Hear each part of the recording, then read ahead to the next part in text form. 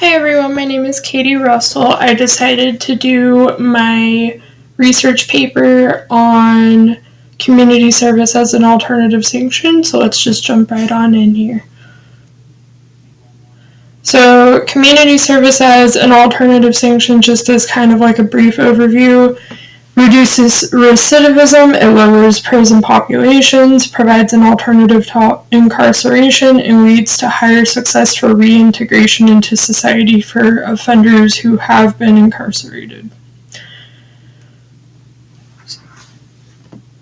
So what does that mean, and where did alternative sanctions come from, and what are alternative sanctions? Well, harsh sentencing guidelines kind of opened the gateway to alternative sanctions by a non-action by prosecution back, especially in the 1950s, 1960s, all the way up until the early 2000s. It became a really big issue in the 1980s, which is part of the reason that alternative sanctions came to light. And harsher sentencing guidelines for the sake of the argument, so to speak. So basically, back in the day, the court counsel basically looked at these offenders, each and every one of them, and said, hey, this guy's an offender, black and white. There's no way that he could redeem himself, so we're just going to do a straight sentence in incarceration, in a prison or a jail, what have you. They were getting sentenced to, anywhere from a year in custody up until 25 years to life. You name it, the council basically said, let's just lock them away, not do anything else in order to benefit these offenders because they're criminals no matter what.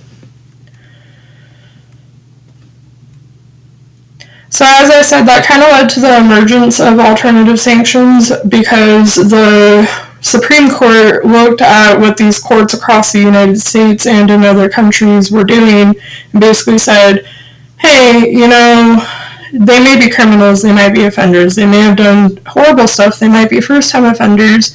We need to take that into consideration and create an equal balance of punishment to crime severity. So basically, the punishment could not exceed the severity of the crime. So if it was their first-time offense and they shoplifted, a candy bar, and they got put in custody for a month, they couldn't, ever be incarcerated because of that. That's kind of what the Supreme Court said, and said it was against the constitutional rights of these offenders to just say, no, you're a criminal, you're an offender. No matter how you shake it, you're a criminal, you're going away, just to make things easier.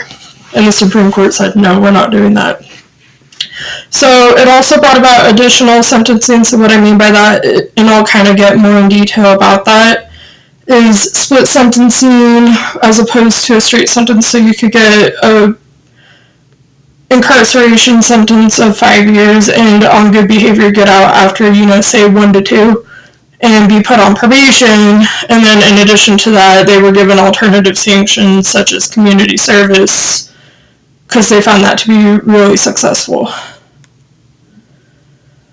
So harsher sentencing, the really big key take home from harsher sentencing is that it led to alternative sanctions. And in most cases, offenders either are sentenced to prison and can spend the rest of their custody time on probation, as I said, is not sentenced to prison but commits a new felony offense, causing a formal sentencing, or they spend their punishment in jail. Most sentencing guidelines of the United States say that a punishment must be proportionate to the crime. However, it has been proven by research conducted in Barkow's article that sentencing an individual to incarceration of any kind in addition to probation has increased crime rates by allowing them basically more freedom in the community and doing it sooner than necessary. So basically they'd be in custody for, a year, and they'd be like, oh, well, the prisons are filling up, we're just going to give you probation, see how you do on it. And these offenders weren't ready to re-enter society because of that. And so they would go out and commit new crimes, especially those first-time offenders, because by being subjected to the prison system and having that experience, it actually counteracted their criminal activity and made them into harsher criminals who created higher recidivism rates across the United States, especially in the 1980s up until the 2000s. So it's basically what I say there, where it's due in part to the fact that many of the offenders who are incarcerated have committed a first offense that is not considered to be a serious crime.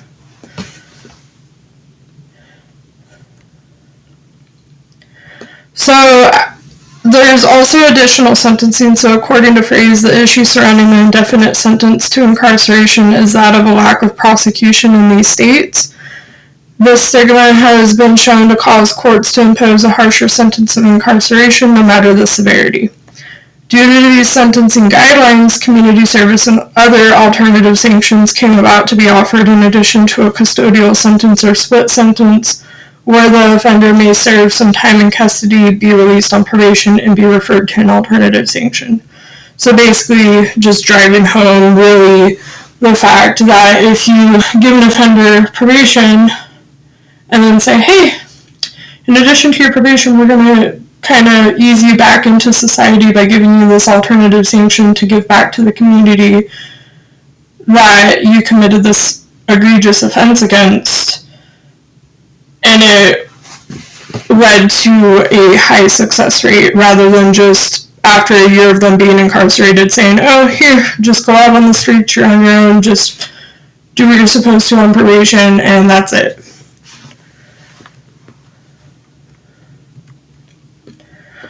So alternative sanctions and actions, so a couple of examples, the Nordic countries that include Finland, Denmark, Norway, and Sweden began utilizing the practice of community service as an additional sanction in the 1980s. And they really found, because they were one of the first countries to implement this across the world, they really found that because they, generally speaking, have a not harsh sentencing law over in the Nordic countries, that the implementation of alternative sanctions such as community service led to a lower recidivism rate and overall bred success for these offenders re-entering the community. However, it caused a net widening of crime by spreading to other states where the harsher sentencing guidelines were in place, and it really caused an issue spreading a higher crime rate overall to the other states. However, Canada implements what is called a custody threshold that looks at if custodial sentencing is optional, can be suspended, or when custodial sentencing is available. Therefore, alternative sanctions such as community service began to be implemented in the 2000s in cooperation with the custody threshold to provide a fair sentencing. And in Alabama, they kind of followed the same suit. So basically, in some states and countries such as Canada versus the United States, and in comparison to the Nordic countries, it led to a higher success rate of lower recidivism rates, lower prison populations, and a more successful turnaround for those re-entering the community.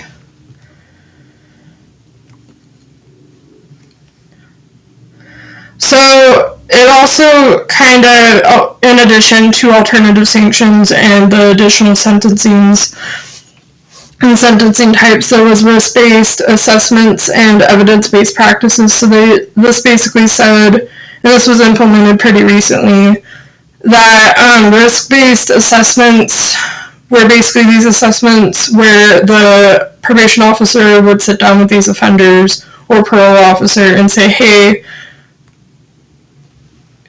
I'm going to ask you these questions based on your answers. This is your risk level to reoffend, and here are your 3 top criminogenic needs. And they found that targeting those criminogenic needs really kind of catered their specific treatment program and rehabilitation, rather than just saying, oh, we're going to give you this alternative sanction just because we found that it's successful.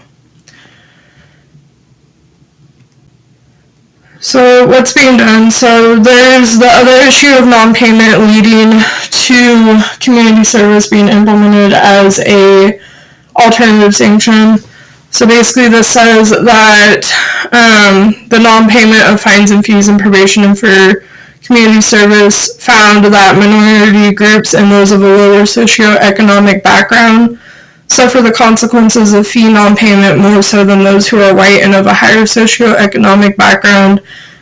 Pretty straightforward, pretty black and white. If you were a minority race who didn't have the funds and means to get yourself out of being incarcerated, then basically you sat there. And then if you were a person who was of the majority, then they basically said, oh, here's this alternative sanction for you. Good luck. We hope you re-enter successfully into the community. So I'll kind of jump around back to this slide and talk about it here in a moment. But the other issue, in addition to prosecutions not having done anything from, the 1950s and on up until the 2000s when alternative sanctions came to light, uninformed juries kind of were in coordination with the prosecution not doing anything. And like I said, the Supreme Court basically saw that the court counsel wasn't willing to look at all of the totality of the circumstances for these offenders' cases and just said, oh, you're a criminal, we're just going to send you away. And so alternative sanctions came to light and harsher sentences got reduced and kind of became a non-issue eventually.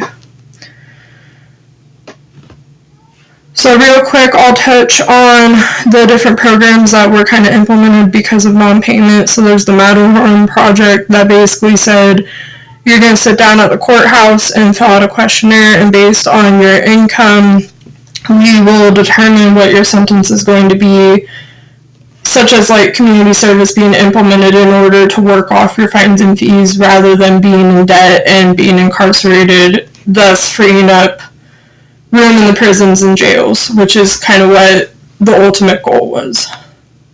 And then the community service acceptance program is basically where the community would give feedback on what they thought the offender sentence should be and would present that to the judge, much in the way that a jury delivers a verdict.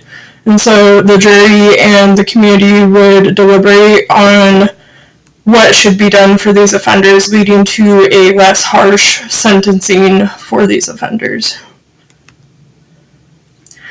So the big picture is that alternative sanctions are often not discussed when it comes to sentencing guidelines for the United States, and in fact are an afterthought in most countries. The research conducted by the researchers proves that harsher sentencing guidelines and sentences lead to more crime and a high prison population. This, at face value, does not attempt to show the gravity of the problem incarceration brings to offenders in the States and other countries, but merely shows the gravity of the effects of an ineffective government system outdated beyond its years. This research brings to light how harsh sentencing guidelines, coupled with poor counsel of a courtroom, have led to the implementation of community service as an alternative sanction, along with the addition of alternative sanctions as an idea to begin with. The implementation of community service as an alternative sanction has been proven across countries to reduce recidivism and to alleviate prison population pressures and staffing. It is important to understand the ways in which a less harsh alternative to incarceration can benefit communities everywhere, whether it be for the offender, counsel, community, and/or prison staff. This research proposal would be best presented to a law enforcement agency under evaluation, if applicable, to bring awareness to their judicial system as to how alternative sanctions can help to benefit the reintegration and rehabilitation of offenders in communities. And real quick, these are my references. I know they're super tiny, but I will send a copy of my references and will attach a copy.